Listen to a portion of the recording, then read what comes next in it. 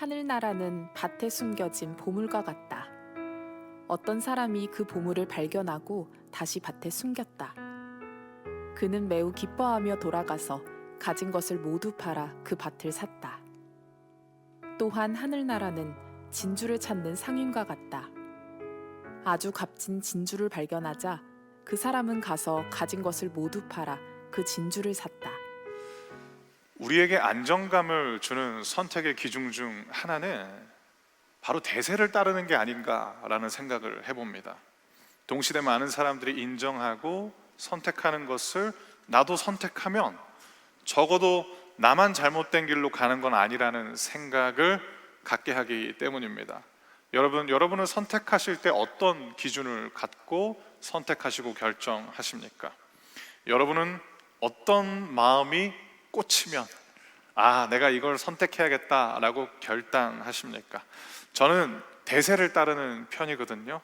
많은 사람들이 가고 싶어하고 좋다고 말하는 신학교에 들어갔고, 그리고 그 학교 출신들의 사역자들이 좋은 교회다라고 말하는 곳에서 사역 경험을 쌓아왔습니다. 물론 그 과정에서도 하나님께 간절히 기도했습니다. 다만 제가 주로 했던 기도는 하나님의 인도하심을 구하는 기도보다는 하나님의 도우심을 구하는 기도가 주를 이뤘습니다. 하나님, 저도 대세를 따르길 원하니까 저를 좀 도와주십시오. 물론 이렇게 적나라하게 기도는 안 했겠죠. 그런데 제 기도의 내용을 가만히 살펴보면 저도 저 길을 갈 수 있게끔 하나님, 저에게도 저 길로 가는 문을 열어주십시오 라는 기도가 주를 이뤘습니다. 대체로 하나님께서 그 기도들에 대해서 거의 대부분 응답해 주셨습니다. 대세를 따른다라는 기준을 적용해 보자면 저는 꽤 잘 가고 있었습니다.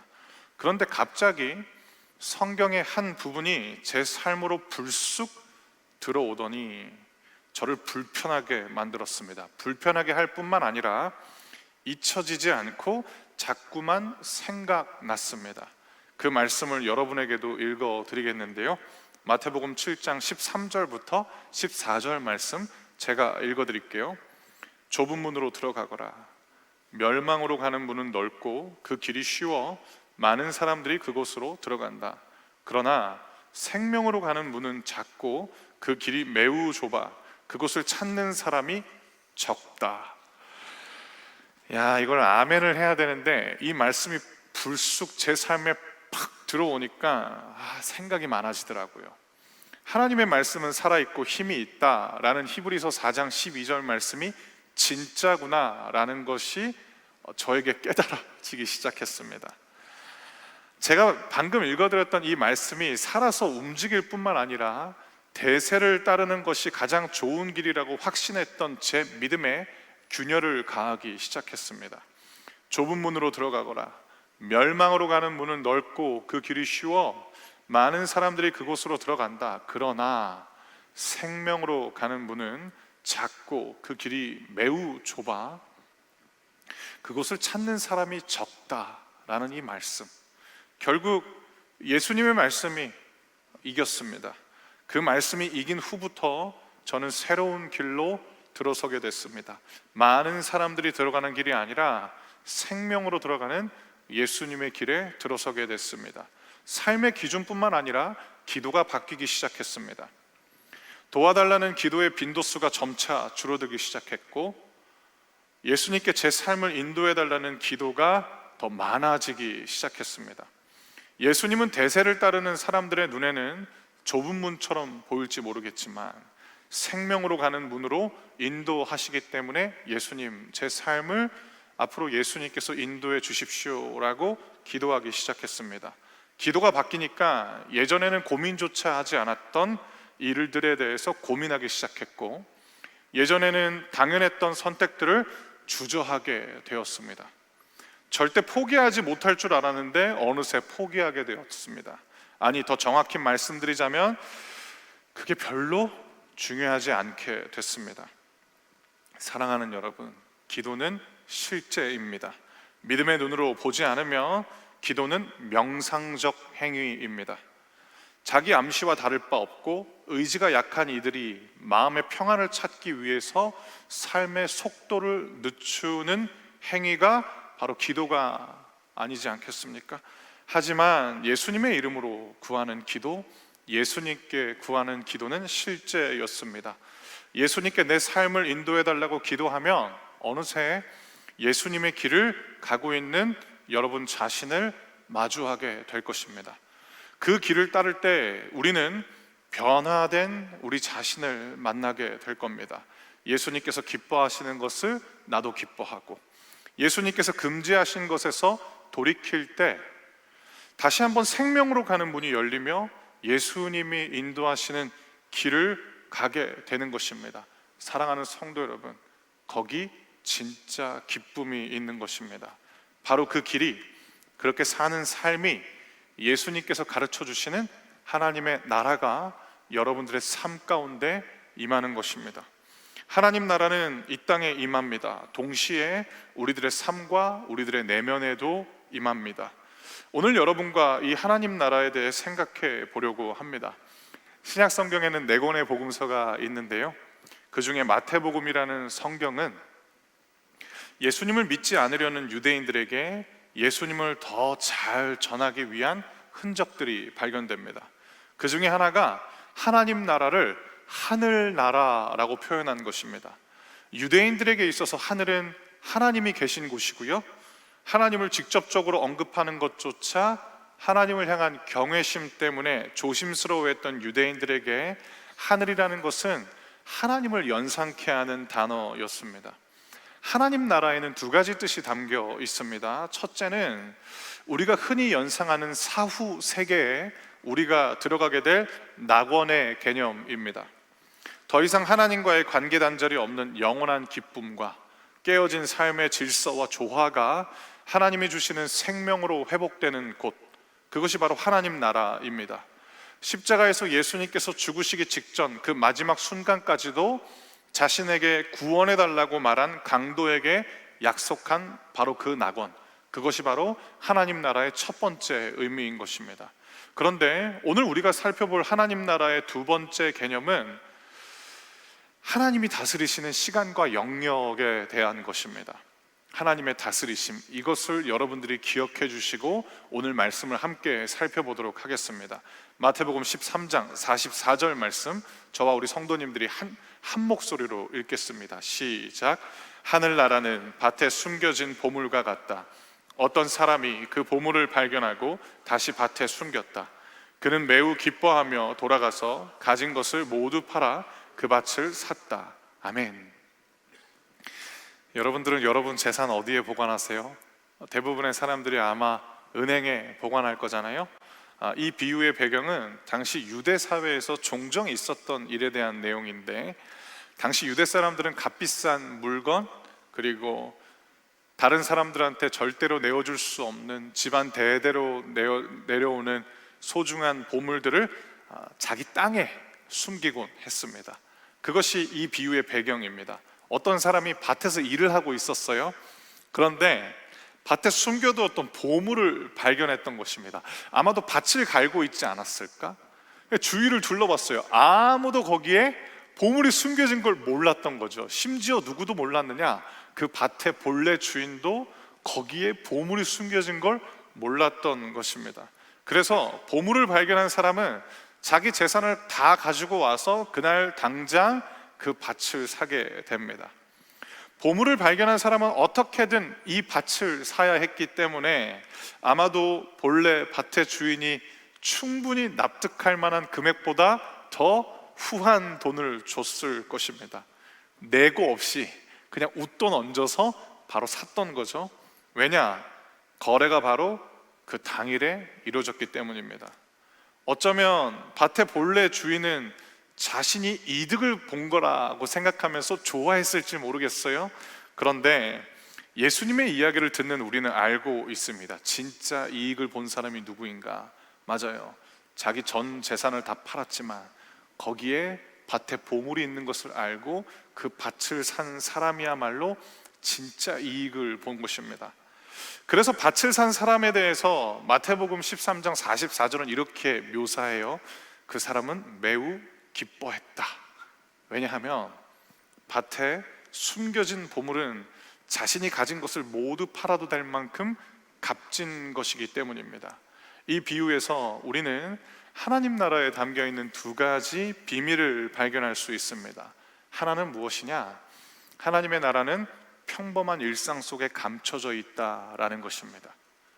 노동자에게 밭이란 일터, 즉 직장이었고 매일 마주하며 살아가는 평범한 일상이기도 했습니다.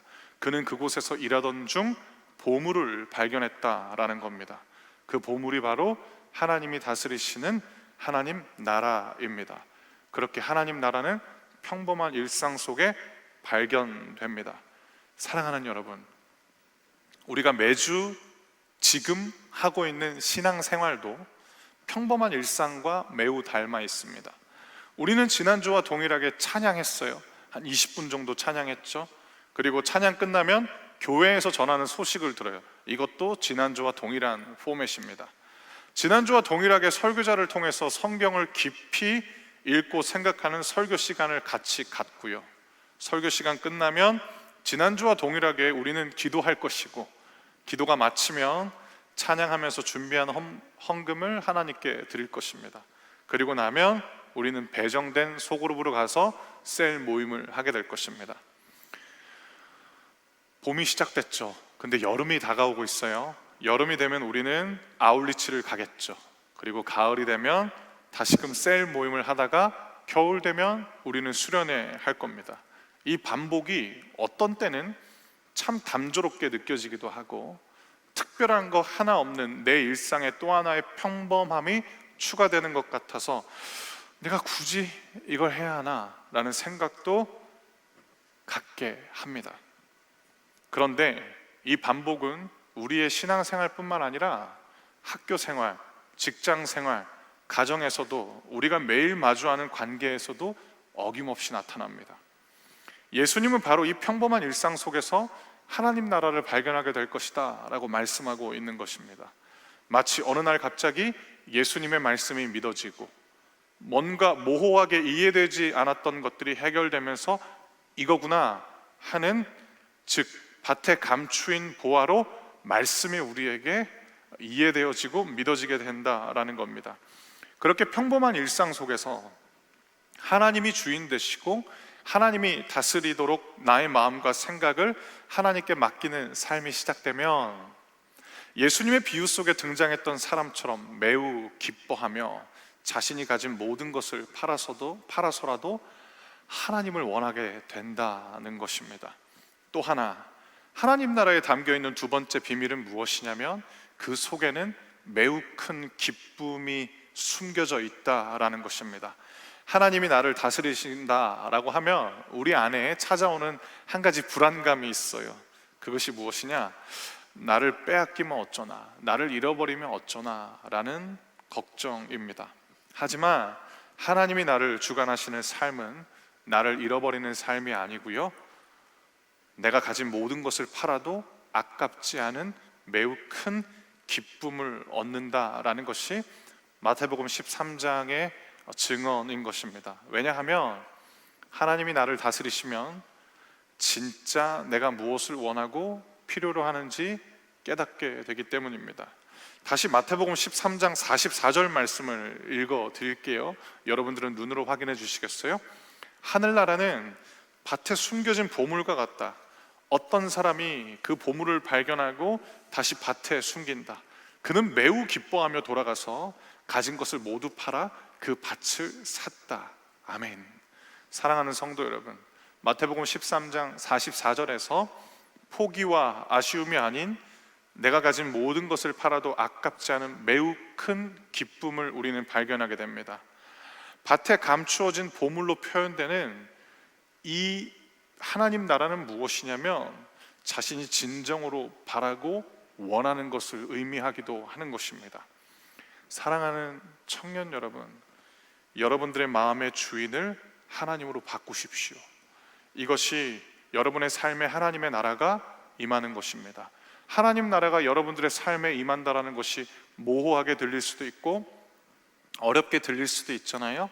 그런데 이렇게 이해하면 쉬운 거죠. 더 이상 내 마음의 주인이 내가 아니라 하나님이 되시는 것, 거기서부터 여러분들의 삶에 하나님 나라가 시작되는 것입니다. 그렇게 여러분들의 마음의 주인이 하나님으로 바뀌게 되면 평범한 일상 속에서도 여러분들은 큰 기쁨을 발견하시게 될 겁니다. 마음의 주인이 나였을 때 늘 찾아왔던 고민과 염려는 점점 여러분들의 내면을 향한 발걸음을 끊게 될 것이고, 마음의 주인이 하나님이 되면 우리에게 찾아오는 새로운 감정을 만나게 될 것인데, 그것이 바로 기대와 소망입니다. 마음의 주인을 받고 보물이 감추어진 밭을 산 사람처럼 기대와 소망으로 평범한 일상 속에 드리워진 하나님 나라에서 사시길 예수님의 이름으로 축복합니다. 이제 예수님은 두 번째 비유로 하나님 나라의 특징에 대해서 설명해 주시는데, 이번에는 마태복음 13장 45절부터 46절 말씀을 우리 성도님들이 한 절씩 읽도록 하겠는데요, 제가 먼저 45절을 읽고 여러분들이 46절 말씀을 읽어 주시겠습니다. 또한 하늘나라는 진주를 찾는 상인과 같다. 아주 값진 진주를 발견하자 그 사람은 가서 가진 것을 모두 팔아 그 진주를 샀다. 아멘. 앞에 비유에 등장한 사람은 밭에 보물이 감추어진 것을 몰랐습니다.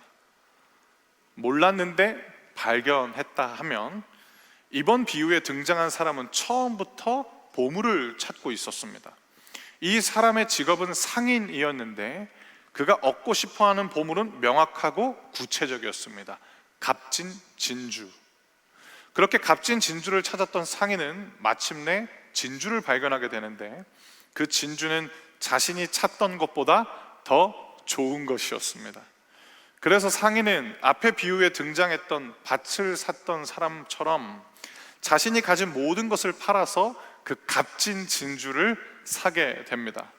값진 진주를 발견하자마자 자신이 지금껏 무엇을 찾아 헤맸었는지 알게 되었을 뿐만 아니라 바로 저것을 사야 된다는 것도 깨닫게 됐기 때문입니다. 사랑하는 성도 여러분, 하나님 나라는요, 우리의 명확하고 구체적인 필요에도 응답하십니다. 결코 추상적이거나 모호한 답변으로 회피하거나 우리를 아쉽게 만들지 않습니다. 바라던 것에 비해 아쉬운 결과물을 주면서 이만하면 그냥 감사하면서 만족해라 라고 그렇게 치부해버리지 않습니다. 바라던 것에 비해 더욱더 큰 것을 주는 것입니다. 시시하지 않습니다. 포장에 놀라고 포장지를 뜯으면 더 놀라는 선물과 같은 것이 바로 하나님 나라인 것입니다.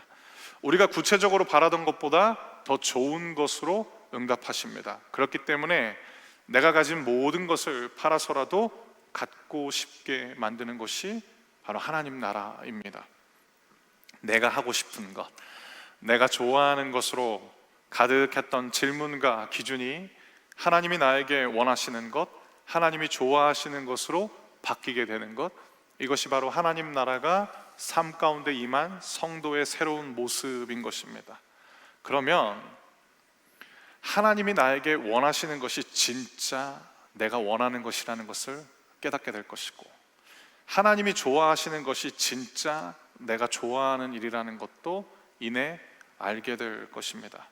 여기까지가 예수님이 하신 하나님 나라의 비유에 대한 내용이자 제가 현재 여러분께 드릴 수 있는 하나님 나라에 관한 최선의 설명이었습니다.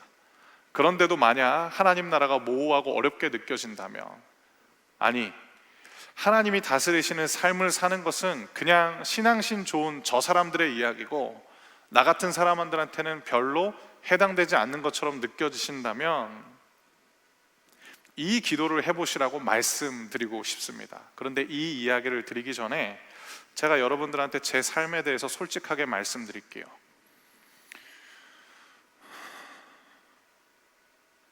미디어를 통해서 세속적인 목회자에 대한 이야기를 들으실 때가 있으셨죠. 제가 바로 그런 사람 중에 한 사람이라고 저는 생각해요. 저는 제가 전도사 시절 때 이렇게 하면 내 직업이 목사이지만 이 직업을 통해서 소위 세상적으로 말하는 출세할 수 있겠구나 라는 게 저는 보였어요. 그래서 제법 열심히 살았습니다. 그것이 저한테는 너무 중요했어요. 그런데 좁은 문으로 들어가라 라는 그 말씀이 저를 쾅 하고 때리기 시작했고, 하나님 나라라는 성도라면 마땅히 가져야 될 가치관이 자꾸만 떠오르게 되었다라는 거죠. 그래서 그 가치관을 따라서 살아오게 되었고, 30대 중반부터 그 가치관대로 살기 위해서 애쓰면서 살아왔는데, 그렇게 산 지 약 7년이 지났는데 여러분들에게 드리고 싶은 말씀은 무엇이냐면, 처음에는 죽을 만큼 힘들었어요. 제 인생이 도태될까 봐 너무 두려웠어요. 제 동기들은 앞서 나가는 것 같고 저는 뒤처지는 것 같아서 너무너무 무서웠어요. 그런데 7년 동안 하나님이 원하시는 것을 구하면서 살다 보니 제가 감히 드릴 수 있는 말씀은 무엇이냐면, 이제는 이 기도 없으면 살 수 없겠다라는 거예요. 여러분들 저랑은 직업이 다르겠지만 각자가 직업을 향해서 갖고 있는 꿈은 저는 비슷하다고 생각해요. 여러분들은 그 일을 통해서, 그리고 여러분들이 지금 하고 계시는 그 공부를 통해서 여러분들이 원하는 것을 얻고 싶어 하시잖아요. 그런데 여러분들에게 다시금 말씀드립니다. 그거 우리한테 기쁨을 줄 수 없어요. 하나님이 우리들의 마음의 주인으로 바뀌지 않는 이상 우리는 잠깐의 기쁨과는 비교할 수 없는 긴 시간 동안의 고민과 염려 때문에 매일매일 살아가면서도 기쁨은 그리고 있지만 우리들의 삶의 한가운데는 슬픔만이 가득하게 될 거예요. 예수님이 여러분들에게 하나님 나라를 주시는 이유는 여러분들의 꿈을 빼앗기 위해서가 아니라 여러분들에게 진짜 꿈을 심어주기 위한 거다라는 것도 기억해 주시길 바랍니다. 하나님 나라가 모호하게 느껴지시는 분들, 나하고는 별로 관계가 없다라고 생각되시는 분들, 이 기도를 하시길 바라는데, 그 기도는 무엇이냐? 바로 하나님 나라를 구하는 것입니다. 이 기도를 한다는 것은 지금까지 해왔던 기도보다 앞서는 새로운 기도에 집중하시는 것인데, 바로 하나님 나라를 무엇보다 먼저 구하는 기도입니다. 마태복음 6장 31절부터 33절 말씀인데, 이 기도 내용을 저와 우리 성도님들이 한 절씩 읽도록 하겠습니다. 이번에는 여러분들이 먼저 31절을 읽어주시겠어요? 시작.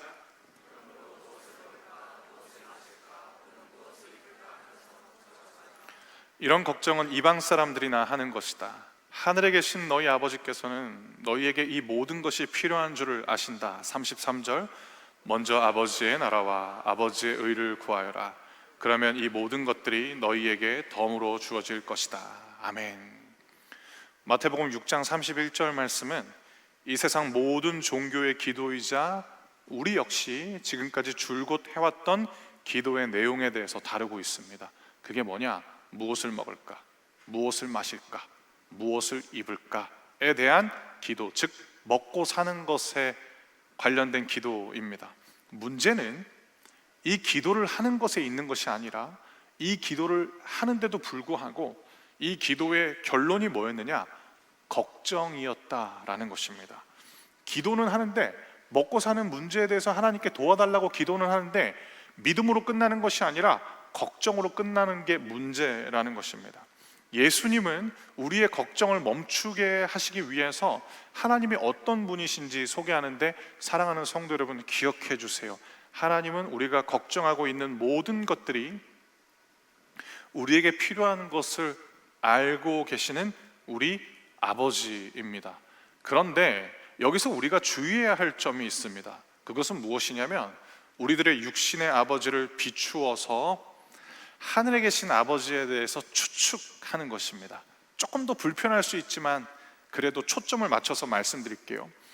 우리들의 육신의 아버지가 보여줬던 연약함에 비추어서 하나님 아버지 되심에 대해서 우리가 임의대로 추측하는 것을 우리는 경계해야 됩니다. 하늘에 계신 우리 아버지인 하나님은 우리가 바라고 원하는 참 아버지이시자, 이 땅의 모든 아버지가 보여주고 닮아가야 할 하늘 아버지입니다. 하늘에 계신 우리 아버지는 우리가 추측해야 할 뿐이 아니고 우리가 만나야 할 뿐입니다. 하나님을 구하시면 하나님은 반드시 여러분을 만나 주실 것입니다. 우리의 모든 필요를 다 아시니 먼저 아버지의 나라, 아버지의 의를 구하라 라는 기도의 내용은 다음과 같아요. 하나님이 나를 다스려 주시고 하나님이 기뻐하시고 옳다고 여기시는 삶을 살게 하옵소서 라는 기도를 먼저 하라는 것입니다. 그러면 어떻게 되느냐? 우리가 걱정하던 것은 어느새 해결돼 있거나 더 이상 그것이 나에게 걱정거리가 되지 않을 뿐만 아니라 우리가 살아가는 데 필요한 모든 것들이 덤으로 주어지게 된다라는 겁니다. 이 경험은 예수님께서 먼저 구하라고 하신 기도, 하나님이 나를 다스려 주시고 하나님이 기뻐하시고 하나님이 옳다고 여기시는 삶을 살게 해달라는 기도를 통해서만 할 수 있습니다. 여러분, 제발 제가 드리는 이 말씀을 기복주의 신앙으로 받지 마시길 바랍니다. 하나님 나라를 구하시면 여러분들에게 필요한 그 모든 것들은 덤으로 주어지게 될 것입니다. 마음의 주인이 내가 아니라 하나님이 되는 하나님 나라에서의 사는 삶, 진짜 좋습니다. 이 기쁨을 맛본 사람으로서 여러분을 위해서 매일 기도하겠습니다. 그리고 요청합니다. 이 자리에 분명히 이 기쁨을 아는 분들이 계실 거예요. 우리 공동체 모든 성도들이 이 기쁨을 함께 누리도록 같이 기도해 주시길 바랍니다. 사랑하는 성도 여러분, 하나님을 위해서 삽시다.